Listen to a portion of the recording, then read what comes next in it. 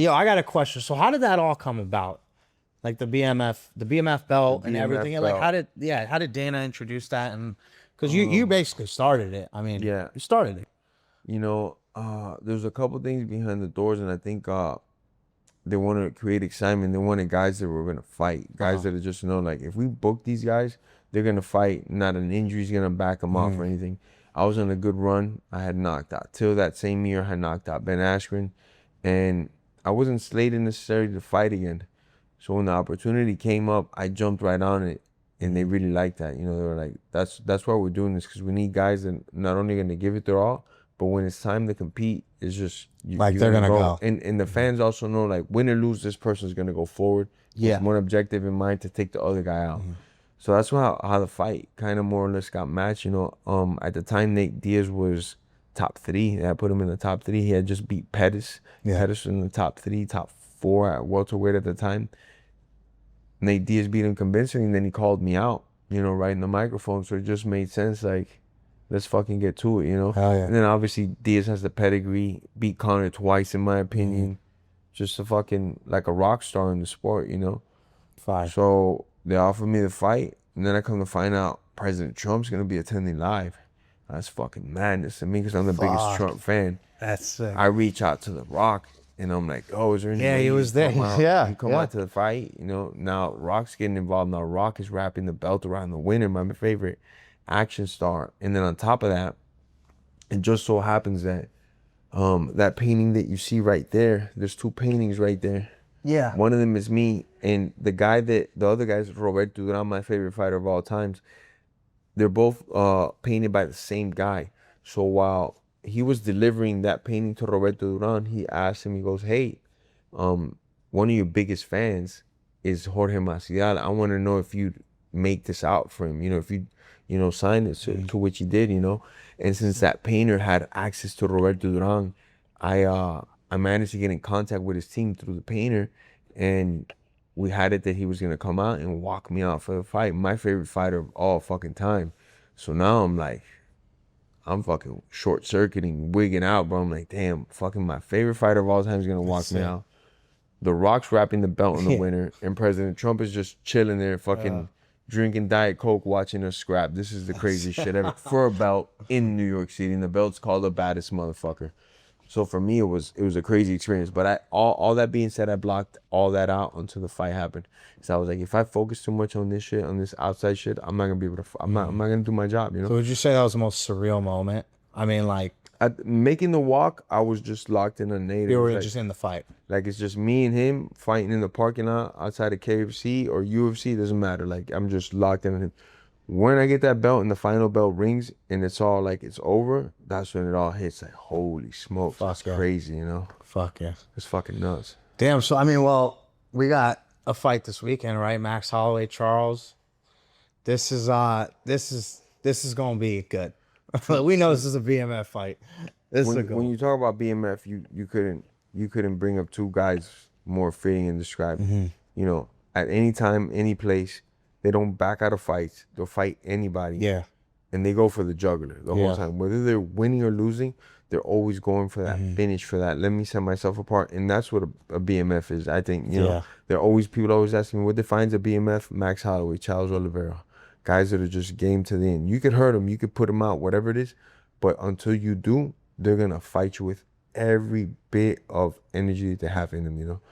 So I think that's going to be one of the best fights. I love Charles. He went from 2 or 3 fight losing streak and even quitting in one of these fights, which usually when a guy quits in the fights, like he's done. He might not ever win a fight again, to putting on a, I think 14 or 15 fight win streak against the world's best, most submissions ever in the UFC, not in the weight class, in the whole entire UFC. So the 180 that he did was insane.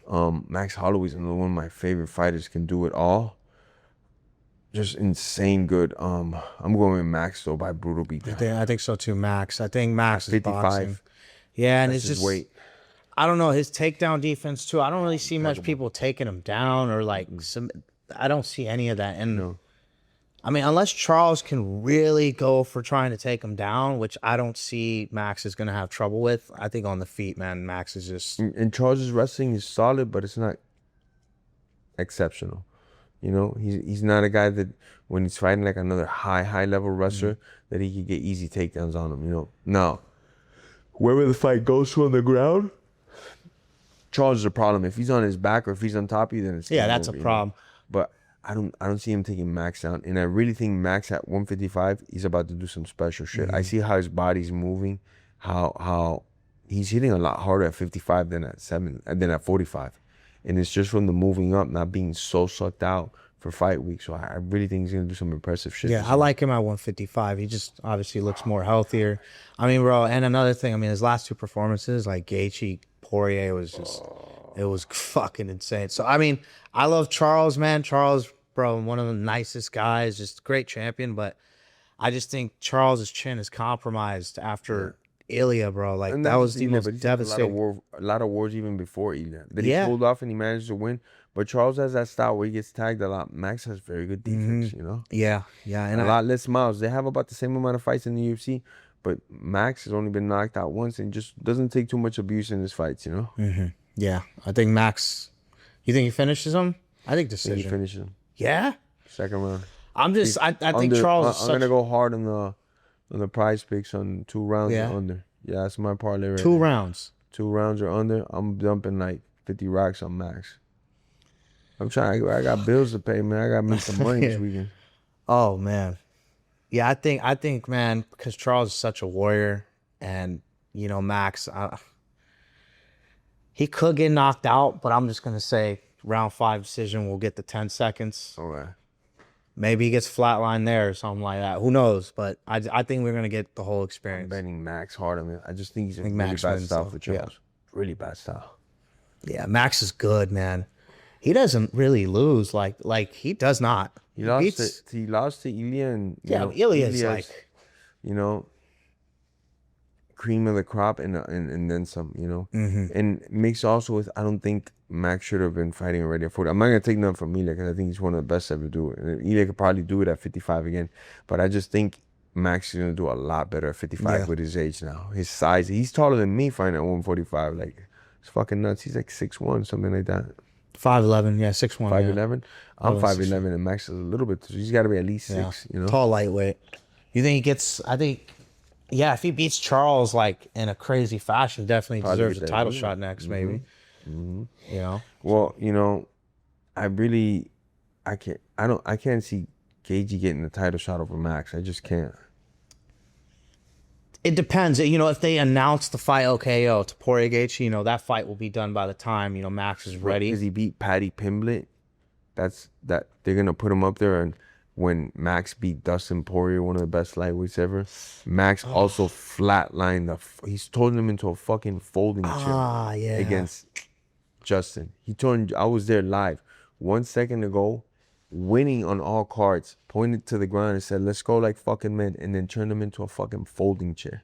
Had Gaethje fucking foaming at the mouth like that. What the fuck's going on? We're not gonna give that guy a title shot, you know? And then they give it to Gaethje versus Paddy, which Paddy ain't bad, but you know, you're not gonna compare a Paddy to Dustin Poirier, to fucking, you know, to the likes of these guys. So I definitely think Max should be a #1 contender for that fight. It doesn't make sense because I know they fought at 45, but the best guy at 55 right now that I could think of, if it's not Arman, which is 100% also deserves a shot, Yeah. it's our boy Max, bro. Ladies and gentlemen, that was our guest Salim. My brother, want to thank you for coming on the show. We're gonna have you on again. We gotta watch the fights with you, talk some shit, chop it up again. Thank you everybody, Death Row family, for tuning in. Drop a fucking comment or some shit, man.